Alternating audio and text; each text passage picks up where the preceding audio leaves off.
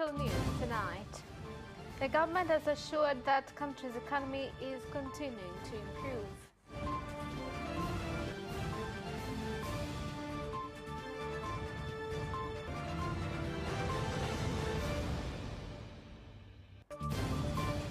The police force has warned public servants against colluding with illegal fishermen on Lake Victoria.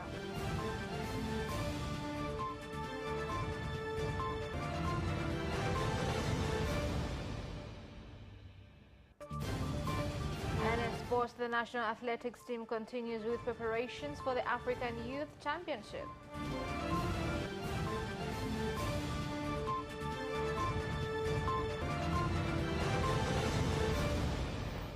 Good evening, this is Capital News at 9:30. My name is Khadija Zimbwe. First, the national news. Prime Minister Kassim Majaliwa has said that despite the slowdown of the global economy, country's economic growth has continued to improve due to efforts being taken by President Dr. Samia Suluhu Hassan on strategic investment in the energy, water, health and education sectors, as well as construction of airports. Prime Minister Kassim Majaliwa made the statement when tabling his office's budget for the 2023-2024 financial year in Parliament, Dodoma. Ukuaji chanya wa uchumi ulichangiwa na hatua zinazoendelea kuchukuliwa na serikali inayoongozwa. Positive economic growth was contributed by government efforts led by President Dr. Samia Suluhu Hassan in order to reduce impacts of the ongoing Ukraine and Russia conflict. The government has took a different turn of stimulating growth of our economy by increasing productions in the agriculture, livestock, fisheries and mineral sectors. The government has also increased students' allowances to 10,000 per day. These are patriotic and diligent moves done by Honorable President. In the year 2022-2023, the government has issued 17 billion shillings as subsidies to 6 political parties that have qualities of getting the funds. The parties include NCCR Mageuzi, CCM, Chadema, DP, CUF and ACT Wazalendo. The move has accelerated improvements in political parties' activities and growth of democracy in the country. Hatua hii imesaidia kuendeleza na kuimarisha uendeshaji wa shughuli za vyama vya siasa na demokrasia hapa nchini. The police force in the country has directed police commanders from 6 regions surrounding Lake Victoria to take stern action to public servants who solicit bribes from illegal fishermen from neighboring countries and collude with them in criminal activities on the lake, leading to recurring crimes that retards developments of a nation. In some instances, criminals collaborate with intelligent attendants in conducting crimes and hence accelerates high numbers of crime. Changamoto moja kubwa ambayo inatukabili ni uhaba wa vitendea kazi, hususan hizi boat. The main challenge is lack of equipment in doing patrols. If there is need of using boats, fuel becomes an obstacle to carry out such duties.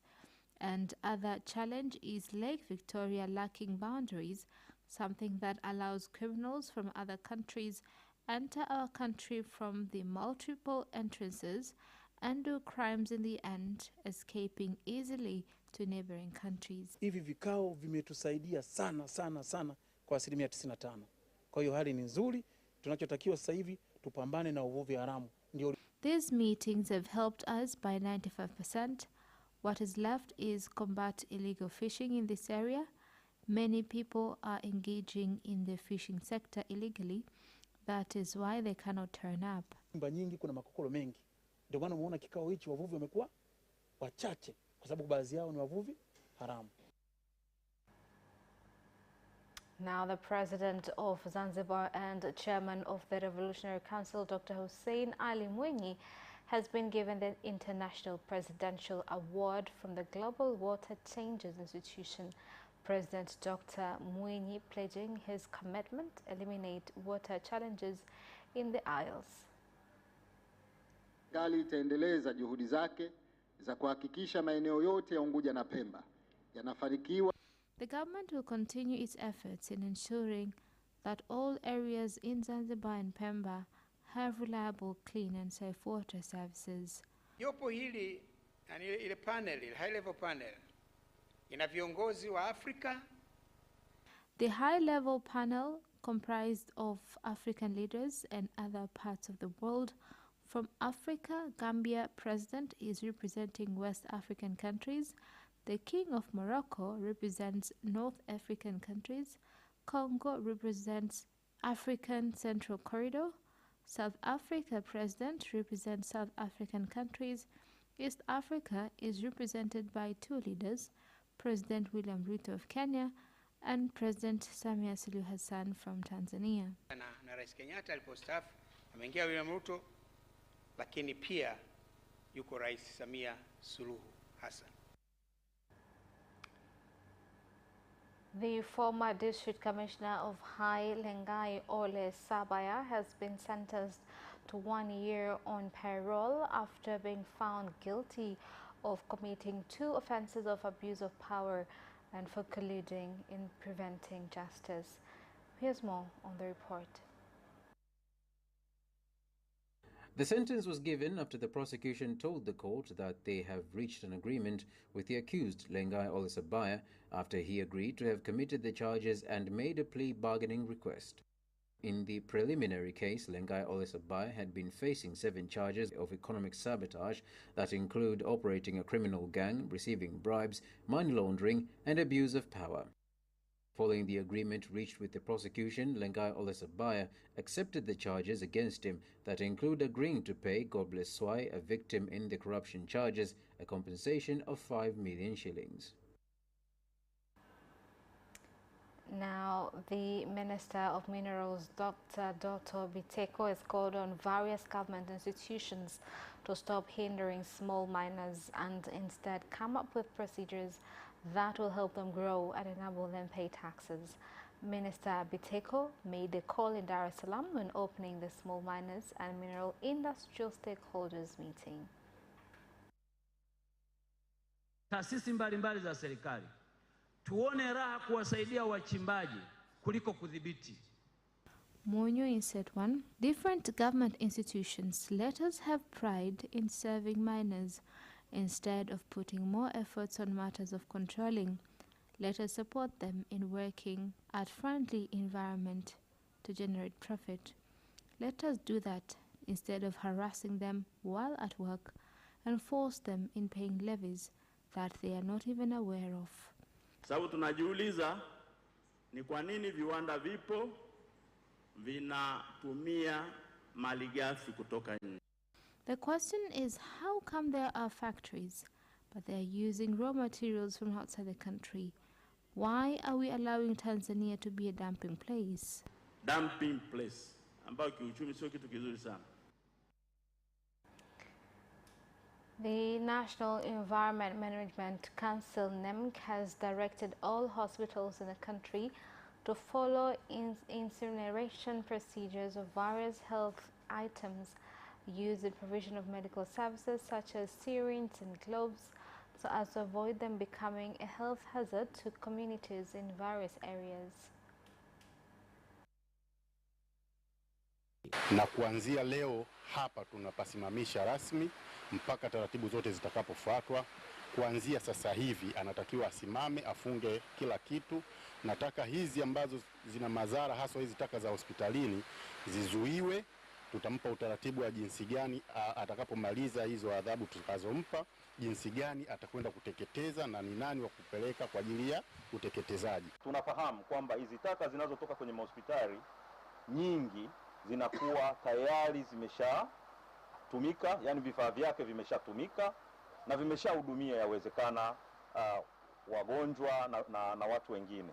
Kwa hiyo si vyema vifaa vile vile ambavyo vimeshahudumia wagonjwa kwenye hospitali vikarudi tena kwenye jamii na baadhi ya watu wakaanza kuvitumia kuzalisha vitu vingine. Now, the government has been advised to involve citizens in its decisions on development plans, including the issue of climate change, so as to empower them with the means of addressing effects of climate change. Tabia nchi ni changamoto kubwa sana inayoikumba dunia kwa sasa hivi. Kwa hiyo ni vizuri wananchi wakaelewa. Kwa hiyo katika sera ni vizuri kuliangalia ile kwamba uelewa ukiwa mdogo basi athari zake zinaweza zikawa kubwa kwa sababu wananchi wanakuwa hawaelewi nini wafanye. Kwa hiyo ni muhimu kuangalia katika masuala ya kujenga uwezo wa wananchi kuelewa maana ya tabia nchi. Lakini pia kwa wale ambao walionekana kuelewa, kitu ambacho kimekuja kuwa kizuri ni kwamba wengi wao wameonekana kusema kwamba kupambana na athari za tabia nchi ni wajibu wa sisi wananchi wenyewe na serikali za mitaa. And tilapia breeders from Masangula village in Bozi district, Songo region, have said that they are forced to buy fish food from neighboring Zambia as it is not available in the region, a situation that is causing them to incur high transport costs.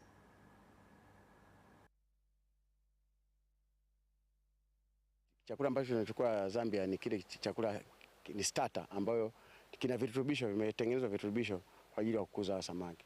We are using starter from Zambia, leaving us the burden of paying taxes at Tunduma Customs.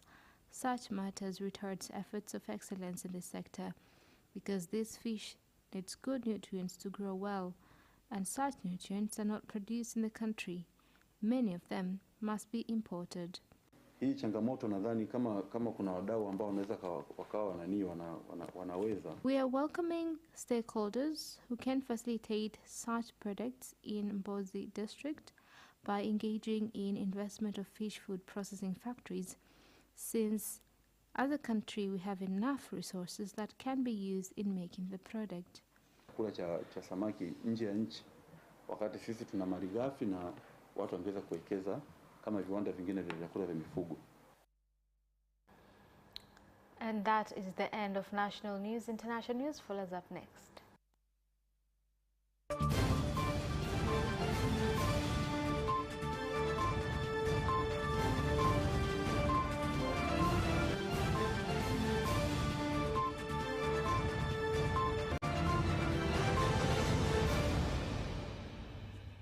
Welcome back, and in international news.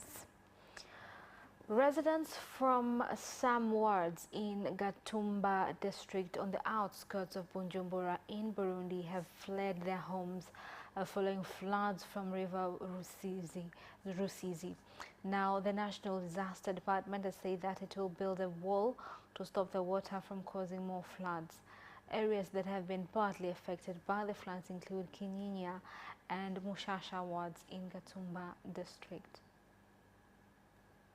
People are really suffering. Houses are engulfed by water. Children dispersed to safer areas. We are calling on our leaders to help us. Nyumba zote zilienda, mabiboko biko natutembelea usiku. Hivi angana mangombe balifukuza mangombe. Some houses were swept away, hippopotamus visiting us at night. Because of this stagnant water, houses falls down every now and then. Kumbe leteke tusaidie hiyo madigiri kwa tukubalia. Bajenge kweli tongeka batarujere nafasi. Now, a few days after the opposition in Kenya decided to suspend mass demonstrations that were held to pressurize the government to address the high cost of living facing Kenyans, various leaders and citizens have commended the opposition for the decision, as well as President William Ruto for agreeing to hold talks, saying this will save the country's economy from collapsing. Sikiliza kwa makini masuala yaliyoibuliwa na rafiki yangu Raila Odinga. Katika nyakati kama hizi haihusu nani yuko sahihi au nani asiyefaa. Ujasiri ndio unaohitajika ili kusimama na kuzungumza, lakini pia ni jambo linalohitajika kukaa chini na kusikiliza. And the President of France, Emmanuel Macron, and the European Union Commission President Ursula von der Leyen are in China for a 3-day visit to discuss the Russian invasion of Ukraine, trade relations, as well as climate-related issues. DW's political correspondent Thomas Spiro in Berlin has more. Thomas, why are the two leaders traveling to China, and why now? We're talking here about two of the world's biggest economic powers, China and the European Union. We're talking here about two countries or regions that have very close economic relations, but at the same time have significant differences when it comes to their political priorities and their political policies. And that's one of the reasons why, from an European standpoint, China is often seen both as an ally, both as a commercial partner, and at the same time as a systemic rival. And there is growing concern among European leaders when it comes to China's policies, both internally and abroad. You may have recently heard European Union Commission President von der Leyen stress that China is becoming more repressive at home and more assertive abroad. So there is also an increasing understanding in Europe that it's important to engage with China and to try and sort some of those differences. And we're talking about really very significant political differences. One of the most obvious one is the fact that China and the European Union do not see eye to eye when it comes to Russia's war in Ukraine. So what do Macron and von der Leyen want to achieve? Well, they have different priorities when it comes to the actual program that they're carrying. They will not be having the same program throughout, but I think one of the most important elements of this visit is trying to present a common front when it comes to Europe's and the European Union's policies towards China. It is obviously clear that when you're talking about 27 members of the European Union, there are certain differences when it comes to the importance that is placed on China and the priorities that a EU-China relationship should have. So from a European Commission standpoint, from Ursula von der Leyen's standpoint, it's important to present as much as possible a united front when it comes to Europe's policies. But it's also about making sure that channels of communications are open and that the European Union can present some of its opinions on China's policies as well when it comes to human rights, for example, when it comes to its treatment of minorities, also when it comes to other issues where, as I stressed, they do not necessarily see eye to eye. So how is this visit being discussed in Germany, especially since Chancellor Olaf Scholz is not part of the visit? It's important to stress that German Chancellor Olaf Scholz visited China last year, at the end of last year, and this is part of a wider political understanding where European leaders have been visiting China in the last few months and in the last few weeks. In fact, the Spanish head of government, Pedro Sanchez, was also in China recently, and we're expecting also further visits from high-ranking European Union officials. So from a Berlin perspective, it is clear that it's important to engage in a dialogue with China, obviously stressing some of the different points of view, yet at the same time looking carefully at where these two blocs, China and the European Union, can actually work together. When Olaf Scholz was in China, he stressed the importance of discussing these things with China, of keeping those channels of communication open. And I'm sure that this is something that both von der Leyen and Emmanuel Macron will try and achieve during this China visit. Thank you for the update, Thomas. And that is the end of international news. Business news follows up shortly after this break. We'll be right back.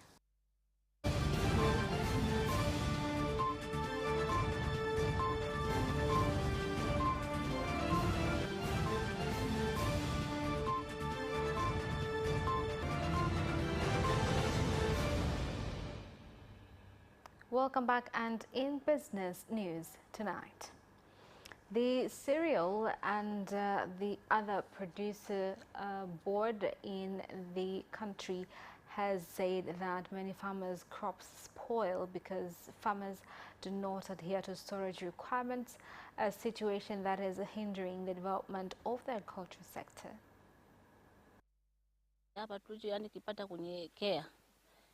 I have received training on proper farming activities. Wakulima wengi wanalima mmoja mmoja, lakini tukiwa kwenye umoja wa ushirika. Many farmers cultivate individually, but once they cooperate in groups, it's easy to collect data on how much they have produced. The Deputy Minister of State, President's Office for Finance and Planning from Zanzibar, Ali Suleiman Amir, has said that the economic growth of the Isles is growing rapidly following measures being taken to improve business activities in fisheries, tourism and transportation sectors. This was revealed during a tour of the House of Representatives Committee from Zanzibar in Tanga. Niseme tu serikali ya mapinduzi ya Zanzibar inaendelea. The government of Zanzibar is continuing with efforts of growing its economy through different sectors, especially in the blue economy. Kwa hiyo kipindi cha mwaka mmoja ulioanzishwa umeanza vizuri kutoka pale alipoanza, na kwa taarifa tuliyopata katika huu kipindi cha mwaka mmoja umefikia vizuri zaidi, lakini wanatakiwa watanue wigo kwa kuongeza mawakala zaidi. Mawakala waliopo hawatoshi. Tunashukuru kwa ugeni huu, tumewasilisha changamoto, tumepata maelekezo, tumepata ushauri ambao tunaamini kwa kweli utaweza kutusaidia. Potatoes and beans farmers in Iringa region have been called on to join a cooperative, as this will enable them access markets for their crops and sell them at profitable prices instead of depending on middlemen. Malengo ya matumizi au utilization capacity, kwa mfano ya mashine au magala. Unakuta gala kwa mfano tuna uwezo wa kuhifadhi tani zaidi ya 100,000 za nafaka mbalimbali. Ni matumaini yetu kwamba kwa utaalamu na ubobevu tulionao na kwa mipango mikakati ambayo tulishayaandalia baadhi ya taasisi na mashirika ya kibinafsi mengine, basi tutaweza kutumia utaalamu wetu na uzawa ili kuisaidia bodi na serikali kwa ujumla kuhakikisha tu kwamba mpango mkakati unaendana na dira ya taifa. Well, that is the end of business news. Sports news follows up next.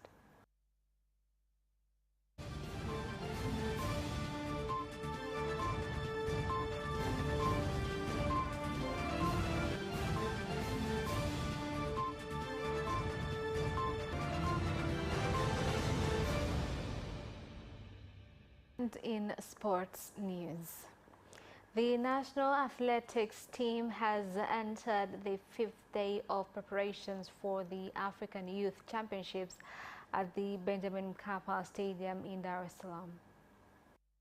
Kiukweli wanafunzi wanaenda vizuri na wako vizuri, na tunategemea na kipindi cha wiki 2 hichi watakuwa vizuri zaidi.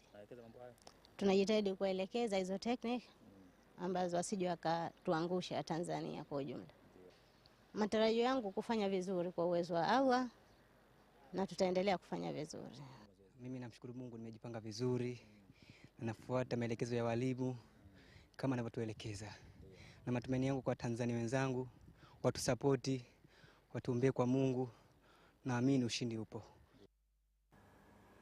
The national handball team has returned to camp after resting for a few days as they prepare for the Zone 5 Championships, which Tanzania will host. Vizuri mpaka sasa hivi, na hatuna taarifa yote mbaya kuhusiana na kambi. Bado wasichana wako vizuri na tunaendelea vizuri kwa ujumla. Hawa ni wachezaji hapo waliopo kambini sasa hivi. Kuna wachezaji kutoka Morogoro, Dar es Salaam pamoja na Zanzibar. Timu za age zote mbili wameshafika, kwa maana tunao wachezaji wenye umri chini ya miaka 17 wapo 12 na wachezaji wenye umri chini ya miaka 20 wapo 14. The Dar es Salaam Basketball Association BD has conducted a 3-a-side training to secondary school students with the aim of introducing and developing the sport in early stages. Tasnia ya kikapu ambao wanacheza watu 4, timu ina watu 4, ndani wanacheza 3. Kwa hiyo ni mchezo mpya, kwa hiyo tulikuwa tunajaribu pia kuanzisha mashuleni nao wajifunze watoto, kwa sababu tunaamini hao watoto wanafunzi ndio ambao watakuwa wachezaji wa taifa baadaye. And that sports item ends our news bulletin for tonight. My name is Khadija Zimbo. Thank you for watching and good night.